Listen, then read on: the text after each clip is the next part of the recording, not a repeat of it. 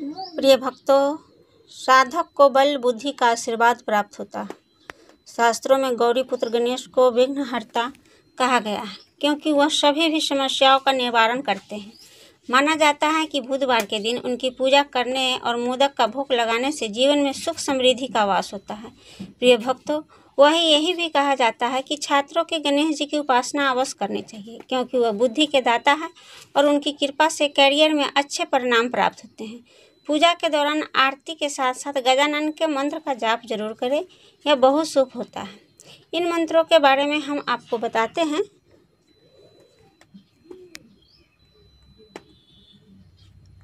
एकदंतं महाकायं लंबोदर गजाननं विघ्नशंकरं देवं हरणं प्रणामहेऽहम्। एकदंतं महाकायं लंबोदर गजाननं विघ्नशंकरं देवं हरणं प्रणामहेऽहम्। एकदंतं महाकायं लंबोदर गजाननं विघ्नशंकरं देवं हरणं प्रणामहेऽहम्। एकदंतं महाकायं लंबोदर गजाननं विघ्नशंकरं देवं हरणं प्रणामहेऽहम्। एकदंतं महाकायं लंबोदर गजाननं विघ्नशंकरं देवं हरणं प्रणामहेऽहम्। एकदंतं महाकायं लंबोदर गजाननं विघ्नशंकरं देवं हरणं प्रणामहेऽहम्। एकदंतं महाकायं लंबोदर गजाननं विघ्नशंकरं देवं हरणं प्रणामहेऽहम्। एकदंतं महाकायं लंबोदर गजाननं विघ्नशंकरं देवं हरणं प्रणामहेऽहम्। एकदंतं महाकायं लंबोदर गजाननं विघ्नशंकरं देवं हरणं प्रणामहेऽहम्। एकदंतं महाकायं लंबोदर गजाननं विघ्नशंकरं देवं हरणं प्रणामहेऽहम्। एकदंतं महाकायं लंबोदर गजाननं विघ्नशंकरं देवं हरणं प्रणामहेऽहम्। एकदंतं महाकायं लंबोदर गजाननं विघ्नशंकरं देवं हरणं प्रणामहेऽहम्। एकदंतं महाकायं लंबोदर गजाननं विघ्नशंकरं देवं हरणं प्रणामहेऽहम्। एकदंतं महाकायं लंबोदर गजाननं विघ्नशंकरं देवं हरणं प्रणामहेऽहम्। एकदंतं महाकायं लंबोदर गजाननं विघ्नशंकरं देवं हरणं प्रणामहेऽहम्। एकदंतं महाकायं लंबोदर गजाननं विघ्नशंकरं देवं हरणं प्रणामहेऽहम्। एकदंतं महाकायं लंबोदर गजाननं विघ्नशंकरं देवं हरणं प्रणामहेऽहम्। एकदंतं महाकायं लंबोदर गजाननं विघ्नशंकरं देवं हरणं प्रणामहेऽहम्।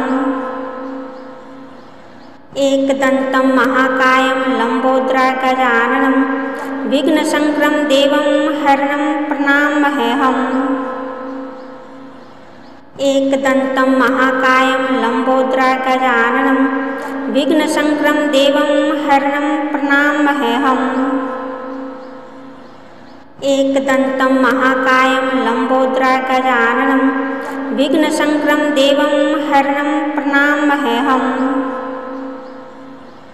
एकदंतं महाकायं लंबोदर गजाननं विघ्नशंकरं देवं हरणं प्रणामहेऽहम्। एकदंतं महाकायं लंबोदर गजाननं विघ्नशंकरं देवं हरणं प्रणामहेऽहम्। एकदंतं महाकायं लंबोदर गजाननं विघ्नशंकरं देवं हरणं प्रणामहेऽहम्। एकदंतं महाकायं लंबोदर गजाननं विघ्नशङ्करं देवं हरणं प्रणामहेऽहम्।